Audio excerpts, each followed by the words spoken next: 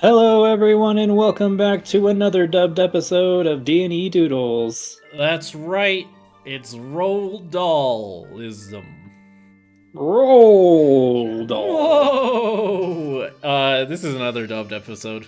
We done goofed it. Yeah. I said this in the Shell Silverstein episode, but I forgot to record these audio, so we have to redub it, and you get the fun thing of we have to remember what's going on ever.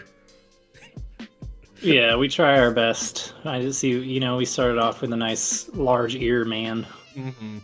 With a hat. Yeah, with a nice hat. Doing a little. He looks angry, but he also looks like he's greeting you.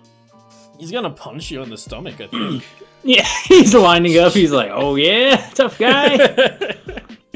But Roald Dahl, writer of the Charlie and the Chocolate Factory, the BFG, and James and the Giant Peach, a very, very popular writer of kids' books. Yeah, I definitely love the BFG. I don't think I ever read the James and the Giant Peach book, but I loved the movie growing up. I remember being fascinated by it, but I don't know if I would say I liked it. I think it's probably a nostalgia thing, but I also liked how it switches to like claymation. Yeah, that's the part I like. I hate when it's live action for sure. I hate it's too strong, but it takes off once they go in the Peach, really. Yeah. But we're getting a random prompt character, whatever, generating. That D gets to write his first. Here he goes. What did I get? Plume. I got, a monster that hides in plain sight. Because he doesn't need to hide. Or what, something like that. Yeah, because he ain't hiding from nobody. Okay, and then here's mine. Here I go. I'm getting ready to write. I'm generating. I'm charging my battery. I'm like... I know, because the first prompt we couldn't use that I gave you, or that it gave me. Oh, yeah. It was just like a lonely fool or something. Yeah. I was like, what? I had a primitive human found a future weapon. Yeah. And you know what that means, of course. Everyone who is viewing with their eyeballs. Or are you viewing with your earballs? Oh, let us know in the comments below. Are you doing a Beetlejuice and you put your eyeballs in your throat? Wow. Wowza! We're just sitting, I guess. We're be like, man, I sure do dull. We're like, yeah, let me get this doll reference up. I kept like, I think this is what I realized. Like, he only does covers. Like, he didn't like make a picture book or anything ever. Yeah, I didn't even remember that, but I did remember his art. Oh, right. He also made Matilda, which we were surprised by. Yeah, he also has a very like charming, kind of loose style. He just does like kind of the same like squiggly-ish outlines, but he likes to use like some watercolor. Yeah. It is what it is. We, of course, don't really have watercolor in our... in this program we use. Our repertoire! I was like trying to like think of how I wanted to finish that. Alright, you got a wart nose. I destroyed my art already. Yeah, I already hated your art, but did it anyway. It's got a very... I was gonna draw him like actual eyes, but then I noticed he only gives people like pupils. Yeah. My kind of man, you know? Yeah, man after your own heart. Oh, sharp teeth. Yep, I had at first I was gonna draw like a hag, which is kind of thing. That's why I went that wart nose, and then I was like, that could just be like a crocodile looking head. I just thought it was like a monkey nose. It might be Vampir's cousin. Ooh, also No. droopy ass nose on my end. Yeah. I just stopped right there. I'm done. I'm going to go D. Potato with nose. That's exactly what my prompt was.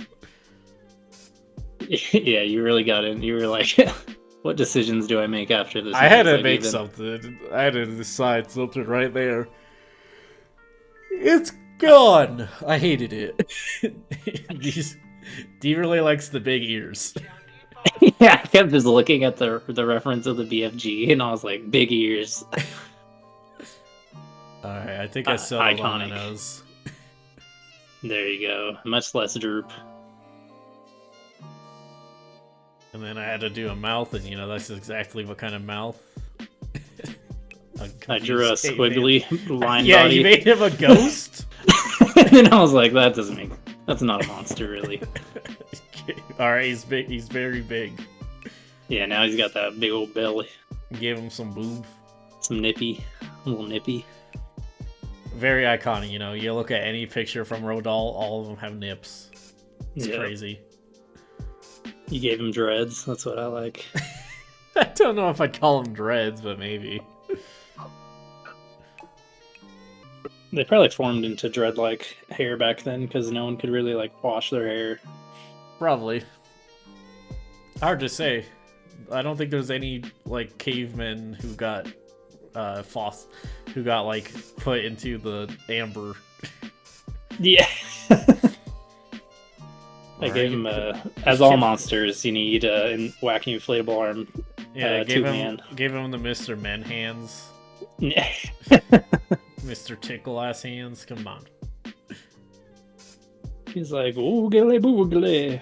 I'm a What happened monster." there? I don't know, honestly. Yeah, so I think actually similar to what you were talking about the Shel Silverstein, I noticed he has a lot of lines that just kind of end, like they don't actually connect. So I started kind of doing that in my little cave dude here. Well, you gave your thing a tail. Yep. What's a monster without a tail, really? True. I think it's around this time you were saying, what kind of body would this thing have? Yeah, I was like, what? I was really struggling with what shape of the lower body here. Uh-huh. And I told you a rotisserie chicken. And I was like, of course. So, oh, here's a tutu. What? You didn't stick with the tutu? No, I actually was, and then I was like, this doesn't feel correct. That's his leg. Wait. It was his leg. Wait, another fold layer of tutu? Whoa. Oh yeah, here comes the futuristic weapon that the caveman finds. You kind of also gave him wacky inflatable arms. Yeah, I mean the arms are just kind of funny, like that. The long and kind of wavy. Yeah, it's definitely got a little fun, sketchy style to it. Here definitely comes the rotisserie. Yeah, here we go.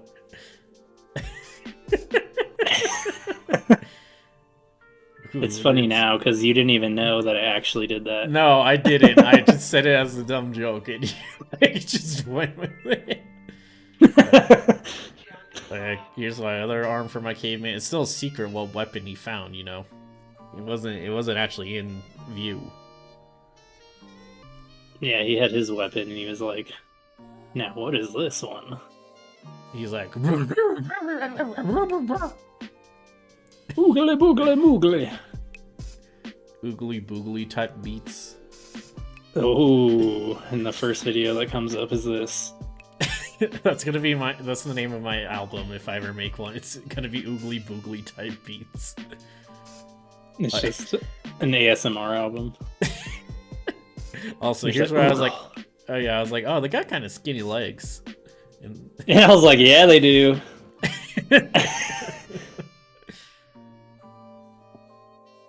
What better legs for a rotisserie chicken than chickens? It's true. We both kind of went with almost a three-toe look. Yeah, so here's me. Here's he found the future weapon. I love how he's holding it. Yeah, I was like, something looks wrong about this. It was like, oh, his top's way too large for the size of his body. He was going chibi. Mm. And then, oh yeah, that's where I was like, oops, I just drew a dick. Yeah. Right in the perfect spot. So I had to get rid of that. You started coloring already. I did. This is when I was like, how am I gonna... He has like a rough... He doesn't stay in the lines, really. You know? No, I kind of like that. If you like look up at his art, it has a lot of spillage in the lines, and he doesn't even bother making sure he's even coloring the whole thing. Yeah, you'll see like a lot of breaks. A little like white in the coloring. Which is cool. Again, I love like art like that because it really drives like the idea of like, hey, everyone can do it. Yeah, that's what I like. Oh, when I feel like down, you know, you're going through like an art slump or not liking where your art's at the moment. You know, just like really try to, you know, experiment in those times, or, you know, do some studies that you don't necessarily have to post or anything. Yeah. Just to work on stuff and really lean into like, you know, it'll find you eventually, your style. And it doesn't have to be perfect. No. It just has to look good. Don't let it be. Yeah. Do A lot of the the times opposite. when I do that, when like I'm like struggling or like doing my line art and I don't like some parts of it, and then I like zoom it out, I'm like, you know, who's gonna notice this like one squiggle in my line when everything's colored and rendered and everything? So yeah, that's always a big thing I think a lot of people don't think about, is like you get caught up in the details specifically because it's your art. But like no one cares.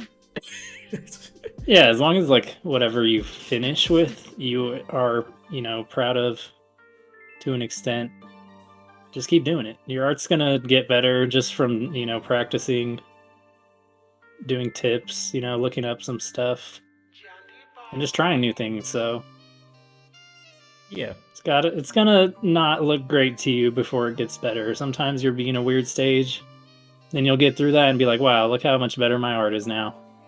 You'll be like, gee willikers, I sure have improved. You're like, wow, I didn't even have to color like all the other artists. I can make my own type of style. You calling him dreads makes like just like makes me re-look at what hair I gave him. It kind of looks like some dreads. Yeah, like I'm not saying that's wrong. It's just like, huh.